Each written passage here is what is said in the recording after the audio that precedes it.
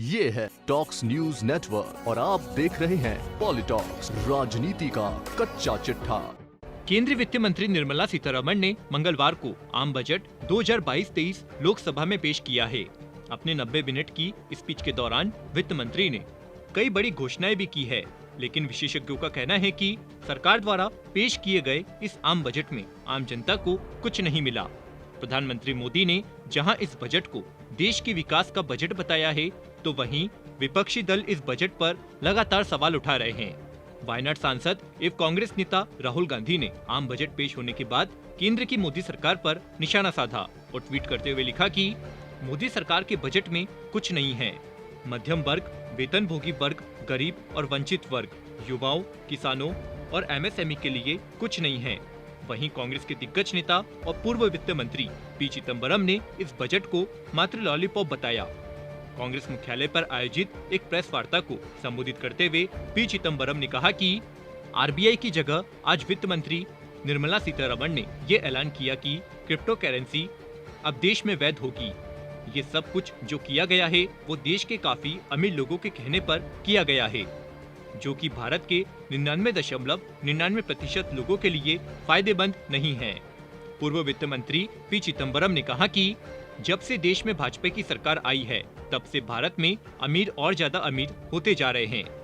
आज देश के कुल 142 अमीर लोगों की बात की जाए तो उनकी आय में कई गुना का इजाफा हुआ है।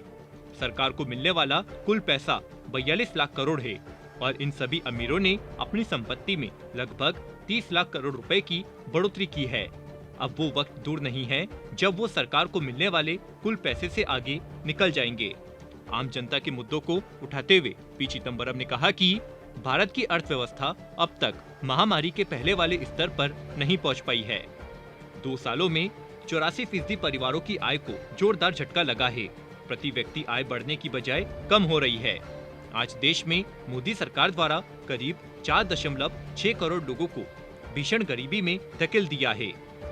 वहीं दूसरी ओर वित्त मंत्री निर्मला सीतारमण ने जहां 25 सालों के विकास का जिक्र करते हुए इस बजट को अमृतकाल का नाम दिया, तो पी चिदम्बरम ने इस पर तंज कसते हुए कहा कि मुझे हैरानी हुई कि वित्त मंत्री अगले 25 सालों की रूपरेखा तैयार कर रही थी।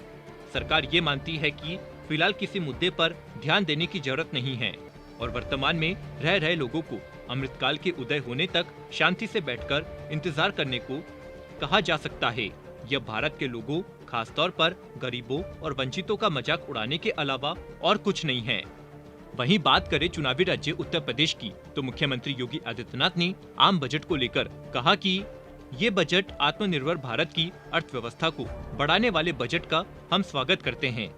समाज के प्रत्येक तबके, किसानों, युवाओं, महिलाओं के लिए एक प्रगतिशील बजट प्रस्तुत करने के लिए मैं प्रधानमंत्री का आभार व्यक्त करता हूं।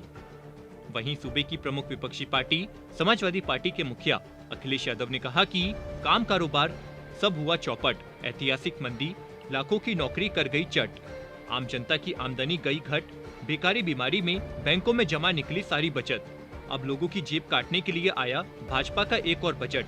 उत्तर प्रदेश से भाजपा के दुखदायी युग का अंत शुरू हो रहा है। यूपी कहे आज का नहीं चाहिए भाजपा। तो वहीं कांग्रेस नेता और सांसद शशि थरूर ने इस बजट को गीला पटाखा बताया। शशि थरूर ने कहा कि इस बजट से मैं बहुत नाराज हूँ, क्योंकि ये बजट एक गीला पटाखा जैसा है। 1.5 घंटे के भाषण में वित्त मंत्री के कुछ नहीं था, डिफेंस सेक्टर पर कुछ नहीं बताया, महंगाई पर सरकार की तरफ से कोई लगाम नहीं है। इतने बड़े भाषण में आम जनता के लिए कुछ नहीं था।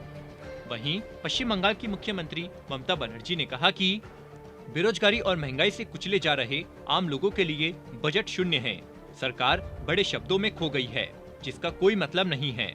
एक Pegasus spin budget. PoliTalks bureau, Delhi. ये है टॉक्स न्यूज नेटवर्क और आप देख रहे हैं पॉलिटॉक्स, राजनीति का कच्चा चिट्ठा।